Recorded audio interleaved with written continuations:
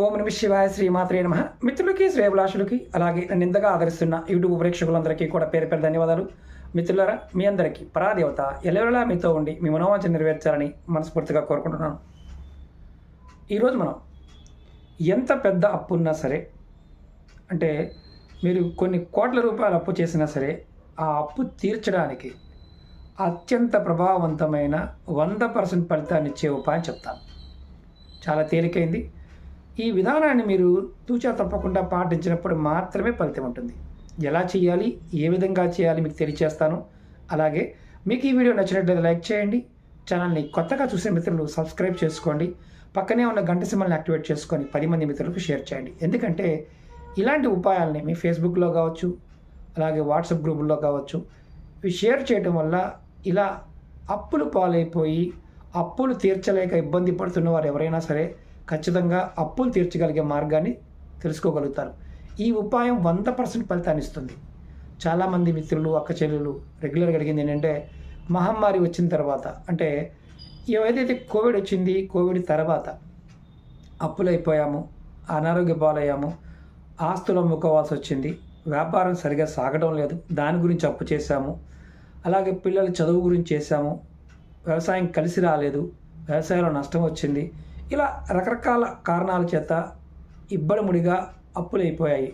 వీటి నుంచి బయటపడాలి అని చాలామంది అడిగారు.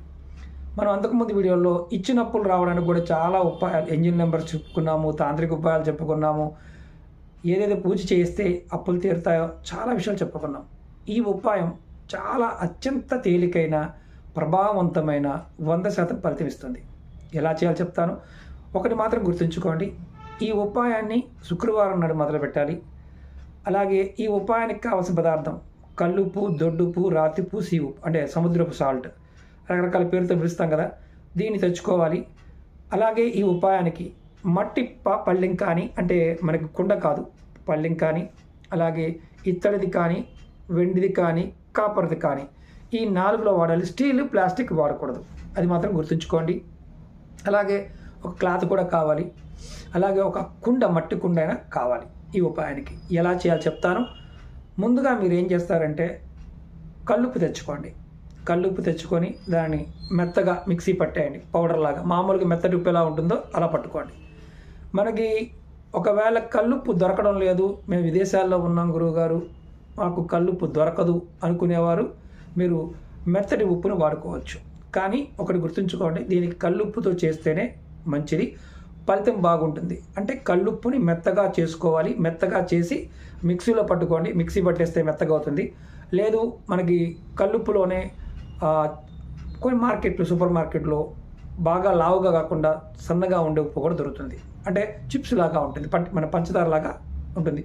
మరీ మన అంటే మామూలుగా రెగ్యులర్గా కూరల్లో వేసేది మరీ పలచగా ఉంటుంది. అలా కాకుండా మీరు తెచ్చుకొని దీన్ని దంచినా కానీ, లేకపోతే మిక్సీలో పెట్టినా కానీ అవుతుంది. ఒక 1/2 కేజీ అనేది పర్వాలేదు, 1/2 కేజీ పర్వాలేదు. మీ దగ్గర ఉన్న ఇత్తడి ప్లేట్ కానీ, కాపర్ ప్లేట్, అంటే రాగిది కానీ, ఇత్తడిది కానీ, లేదా మట్టి మూకుడు అయినా పర్వాలేదు. అంటే ఒక ప్లేట్ పెద్దగా ఉండాలి. ఒక 1/2 కేజీ కానీ 1/2 కేజీ పట్టే విధంగానే ఉండాలి. మీరు ఏం చేస్తారంటే, ఈ ఉప్పు రెడీ చేసుకున్న తర్వాత శుక్రవారం నాడు ఉదయం కానీ సాయంత్రం అయినా పర్వాలేదు, మీరు దీన్ని ఉప్పుని ఆ ప్లేట్లో పోసేయండి. పోసిన తర్వాత దేవుడి దగ్గర ఎదురుగా కాకుండా పక్కకు పెట్టుకోండి. మీరు దేవుడి దగ్గర కులదైవం కానీ, ఇష్టదైవం కానీ, మీకు ఏ అవకాశం ఉన్నా మీరు ఎక్కడైతే పూజ చేస్తారో అక్కడ, అంటే నాకేమి పూజా గది లేదండి అనేవారు కూడా, మీరు ఎక్కడైతే నిలబడి నమస్కారం చేసుకుంటారో, ఎక్కడైతే ఒక పటం పెట్టుకుంటారు కదా, అక్కడ మాత్రమే పెట్టండి, పక్కన పెట్టండి. అంటే ఎదురుగా ఒక పక్కన పెట్టండి. తర్వాత దేవుడికి, మీ ఇష్టదైవానికి, కులదైవానికి మీరు ఎలాగైనా పర్వాలేదు, అంటే అక్కడ ఎవరైనా పర్వాలేదు, ముందు దీపారాధన చేయండి. సాంబ్రాణి బల్ల ధూపం చూపించండి. కొంచెం నైవేద్యంగా ఏదైనా పెట్టండి. పువ్వులు పెట్టండి. మీ ఇష్టదైవానికి ఆ ఉప్పును అక్కడ పెట్టండి. మామూలుగా పక్కన పెట్టి పెట్టించండి. తర్వాత మీరు ఏం చేస్తారంటే, మీకు ఎంత అప్పు ఉందో, అంటే ఒక లెక్క, ఒక 10 లక్షల అప్పు ఉందనుకోండి, ఆ ఉప్పు మీద మీరు చేత్తో 10 లక్షలు, అంటే 1 0 0 0 0 0 మళ్ళీ 2 0, అంటే 10కి 10 లక్షలకి ఎన్ని సున్నాలు అంటే అన్ని సున్నాలు, అట్లా అంకెని ఉప్పు మీద రాయాలి. మీ చేత్తో రాయాలి, ఉప్పు మీద రాయాలి. అలా ₹1,00,00,000 రాయొచ్చు. మొత్తం మీకున్న అప్పులు ఎంతైతే ఉన్నాయో అంత అప్పులు సంఖ్య వేయండి అక్కడ ఆ ఉప్పు మీద. వేసిన తర్వాత పక్కనే పెట్టండి. కానీ ఆ ఉప్పు ఈ పెట్టిన ప్లేట్ని కానీ ఏదైతే మనం మట్టి పాత్రలో పెట్టినా, ఇతర దాంట్లో పెట్టినా, వెండి దాంట్లో పెట్టినా, కాపర్ దాంట్లో పెట్టినా దాన్ని మాత్రం కదపకూడదు. అది అక్కడే ఉంచాలి. రెండవ రోజు అంటే తెల్లవారి తర్వాత మళ్ళీ సేమ్ అలాగే మీరు ఆ పాత్రని కదపకుండా అక్కడే ఉంచి మీరు పొద్దున్నే మళ్ళీ స్నానం చేసి దీపారాధన చేయండి. దీపారాధన, సాంబ్రాణి ధూపం చూపించడం, నిత్య పూజ, సేమ్ నిత్య పూజ, కొంచెం నైవేద్యం పెట్టడం. ఇలా చేసిన తర్వాత మీరు ఆ ఉప్పును ఒక్కసారి పరిశీలించండి. ఆ ఉప్పు మీద మీరు రాసిన అంకె చెరిగిపోయిందా, అలాగే ఉందా? ఒకవేళ ఉప్పు మీద అంకె అలాగే ఉంటే ఇబ్బంది ఏమీ లేదు. ఒకవేళ ఉప్పు కనుక చెరిగిపోయింది అంటే మీరు రాసినది ఆటోమేటిక్గా చెరిగిపోయింది, డిస్టర్బ్ అయ్యింది అంటే మీకు ఖచ్చితంగా గ్రహదోషం ఉందని అర్థం. అలా చెరగలేదు, బాగానే ఉంది అయితే అప్పుడు ఏం చేస్తారంటే ఒక మట్టి కుండ తెచ్చుకోండి. ఆ ఉప్పు పట్టే సైజు మట్టి కుండ తెచ్చుకోండి. అది కూడా ముందే కొనుక్కొచ్చుకోండి, ఇబ్బంది ఏం లేదు. దానిలో మీరు ఏం చేస్తారంటే ఏదైతే ఉప్పు ఉందో అక్కడ ప్లేట్లో ఉన్న ఉప్పుని ఆ కుండలో పోసేయండి. పోసి దాని మీద క్లాత్ కట్టండి. రెండవ రోజు మార్నింగ్ క్లాత్ కట్టండి. కట్టిన తర్వాత మీరు దాన్ని అదే గదిలో, దేవుడి గదిలో ఒక పక్కన పెట్టుకోండి. ఎక్కడైతే దేవుడు ఉందో అక్కడ ఒక పక్కన పెట్టండి. తర్వాత కరెక్ట్గా అంటే మొదటి రోజు నుంచి 11వ రోజు వరకు కరెక్ట్గా 11 రోజులు పూర్తయిన తర్వాత ఆ మట్టి కుండతో పాటు మీరు డైరెక్ట్గా ఆ ఉప్పుని తీసుకుని వెళ్ళి ఎక్కడైనా పారే నదిలో కానీ పారే కాలువలో కానీ మాత్రమే వాటిని వదలాలి. వదిలేటప్పుడు మీరు ఏమనుకోవాలంటే ఈ ఉప్పు ఎలాగైతే నీళ్ళలో కరుగుతుందో నా అప్పులు కూడా అలాగే తీరిపోవాలి అని మనసులో నమస్కారం చేసుకొని అనుకోవాలి. మళ్ళీ చెప్తాను, ఈ ఉప్పు ఎలా కరుగుతుందో అలాగే నా అప్పులు కూడా కరిగిపోవాలి, తీరిపోవాలి అని కోరుకోవాలి. మీరు ఇప్పుడు ఇది ఒక్కసారి చేశారు. 11 రోజుల తర్వాత అంటే 11 రోజులు మీ దేవుడి మందిరంలో పెట్టి 12వ రోజులు తీసుకెళ్ళి కలిపారు. అది అర్థం చేసుకోండి.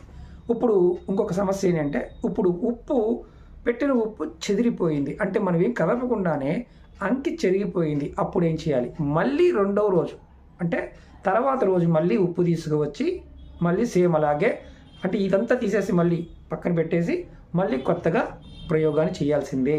అలా ఎన్నిసార్లు చెరిగిపోయినా అన్నిసార్లు చేయాల్సిందే. ఒకటి, ఈ ప్రయోగం చేసే ముందు మీరు కోరుకోవాల్సింది ఏంటంటే అంటే మొట్టమొదటిసారిగా దేవుడికి నమస్కారం చేసుకుంటారు కదా, ధనదక్షిణామూర్తిని తలుచుకొని నా అప్పులు తీరిపోవాలని కోరుకోవడం, అలాగే లక్ష్మీదేవిని తలుచుకొని నా అప్పులు తీరిపోవాలని మనస్ఫూర్తిగా కోరుకొని ఆ సంఖ్య రాయండి. ఇది 11 రోజులు అలాగే ఉండాలి. ఇప్పుడు మనకు కొన్ని అనుమానాలు వస్తాయి. ఆ అనుమానాల గురించి కూడా చెప్పేస్తాను.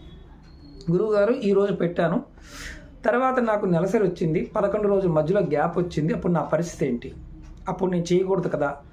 మీరు మొదటి రోజు చేశారు, రెండవ రోజు మూట కట్టారు, మూడవ రోజు అదే రోజు మీకు నెలసరి వచ్చింది అనుకోండి, మీరు దాన్ని అంటుకోరు కాబట్టి ఎలాంటి ఇబ్బంది లేదు. 11 రోజుల తర్వాత దాన్ని నీళ్ళలో కలపాలి.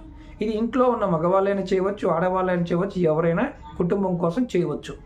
అంటే స్నేహితుల కోసం మాత్రం చేయకూడదు, కుటుంబ సభ్యుల కోసం మాత్రం ఎవరైనా ఈ ఉపాయాన్ని చేయవచ్చు, అప్పు ఉన్నవాళ్ళు. ఇది మొదటి పాయింట్. రెండోది, ఎవరు చేయకూడదు అంటే ఎలాంటి సందర్భంలో చేయకూడదు? నెలసరి ఉన్నవారు ఈ ఉపాయం చేయకూడదు. కుటుంబంలో ఎవరైనా నెలసరి ఉంది, మా పూజాగతి సపరేట్గా ఉంది, వాళ్ళు చేసుకోవచ్చు, ఎలాంటి ఇబ్బంది లేదు. కుటుంబ పెద్దైనా చేయవచ్చు, తల్లి అయినా చేయవచ్చు, పిల్లలైనా చేయవచ్చు. అప్పు చేసిన వారు ఎవరైనా చేయవచ్చు, ఆ కుటుంబం కోసం కూడా ఎవరైనా చేయవచ్చు. కానీ ఇక్కడ ముఖ్యమైన విషయం ఏంటంటే నది లేకుండా ఈ ఉపాయం చేయడానికి లేదు. అంటే కాలువ కానీ నది కానీ, మీరు ఒకవేళ నాకు నది లేదండి నా దగ్గరలో అంటే దూరంగా నది ఉన్న ఆ రోజున వెళ్ళి అది కలిపి రావాలి.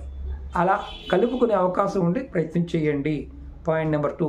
పాయింట్ నెంబర్ 3, ఇప్పుడు ఇంట్లో ఎవరైనా మరణించి ఉన్నారు, పెద్ద కర్మ అవ్వలేదు అంటే చనిపోయిన తర్వాత మనం 11వ రోజున 13వ రోజున కర్మ పెట్టుకుంటాం. 9, 11, 13 పెట్టుకుంటాం. ఆ కర్మ అయిపోయిన తర్వాత ఇది చేసుకోవచ్చు. అంటే కొంతమంది దేవుడి దగ్గర దీపారాధన చేయకూడదు కదా గురువు గారు, మాకు పంతులు గారు చెప్పారు అంటే అది మీ ఇష్టం. ఎందుకంటే చనిపోయిన వారింట్లో కర్మ అయిపోయిన తర్వాత నిత్యం ఆ సంవత్సరం మొత్తం కూడా దీపారాధన చేయమని శాస్త్రం చెప్తుంది. ఎందుకంటే ఆ ఇంట్లో ఉన్న ఆత్మ ఎవరైతే మరణించారో వారి ఆత్మ శాంతి చేకూరడం కోసం ఈ ఉపాయం అనేది మీకు 100% ఫలితం ఇస్తుంది. ఎటువంటి ఎంత పెద్ద అప్పు ఉన్నా సరే అది మీకు ఖచ్చితంగా తీరిపోయే అవకాశం ఇది కలగజేస్తుంది. నమ్మిక, విశ్వాసం చాలా అవసరం. నమ్మకం లేని వారు పొరపాటున ప్రయత్నం చేయకండి. ఇది బాగా గుర్తుంచుకోండి. నమ్మకంతోనే ప్రయత్నం చేయాలి. నమ్మకం లేకపోతే పొరపాటున కూడా ప్రయత్నం చేయవద్దు. ఇంకొకటి ముఖ్యమైన విషయం ఏంటంటే, ఇలాంటి ఉపాయాలు, ఈ ఉపాయంతో పాటు ఇంక వేరే కూడా చేయవచ్చా? నిర్భయంగా చేయవచ్చు. అలాగే చాలామంది అడుగుతున్నారు, సమస్యల గురించి అడుగుతూ ఉన్నారు. మన ఛానల్లో ఉన్న ప్లేలిస్ట్లోకి వెళ్ళండి, నెంబర్ ఆఫ్ వీడియోస్ ఉన్నాయి. అలాగే మన ఛానల్ డిస్క్రిప్షన్లోనే మన వేరే ఛానల్ లింక్స్ కూడా ఇచ్చాను. వాటిల్లో మీరు ఏంటంటే అందులో కూడా వీడియోస్ ఉంటాయి. ప్రతిరోజు వచ్చే అంటే కొత్తగా వీడియోలు పెడుతూ ఉంటాం, పాత వీడియోలు కూడా రెగ్యులర్గా షేర్ చేస్తూ ఉంటాం దాంట్లో. అలాగే మీరు గుర్తుంచుకోవాల్సింది ఏంటంటే, ఏదైనా చేస్తున్నప్పుడు ఈ ఉపాయం చేస్తూ ఇంకొక ఉపాయం చేయొద్దు అంటే చేయవద్దు. అంతేగాని లేకపోతే ఆ వీడియోలో చెప్పలేదు అంటే ఎన్ని ఉపాయాలైనా చేయవచ్చు. ఇది గుర్తుంచుకోండి. ఓకే మిత్రులారా, మీకు ఈ వీడియో నచ్చినట్లయితే లైక్ చేయండి, ఛానల్ని సబ్స్క్రైబ్ చేసుకోండి. 10 మంది మిత్రులకు ఎవరైతే సమస్యలతో బాధపడుతున్నారో మీ ఫేస్బుక్ అలాగే వాట్సాప్ గ్రూపులో షేర్ చేయండి. అలాగే ఎవరైనా సరే రెగ్యులర్గా మనతో టచ్లో ఉండాలనుకునేవారు, నేను చేసే ప్రతి వీడియో మీకు ప్రతిరోజు రావాలనుకునేవారు, మన వాట్సాప్ గ్రూప్ కూడా ఉంది, ఫేస్బుక్ గ్రూప్ కూడా ఉంది. వీడియో డిస్క్రిప్షన్లో గ్రూప్ లింకులు కూడా ఇచ్చాను. వాటిలో మీరు డైరెక్ట్గా జాయిన్ కావచ్చు. ఓం నమః శివాయ. శ్రీమాత్రే నమః.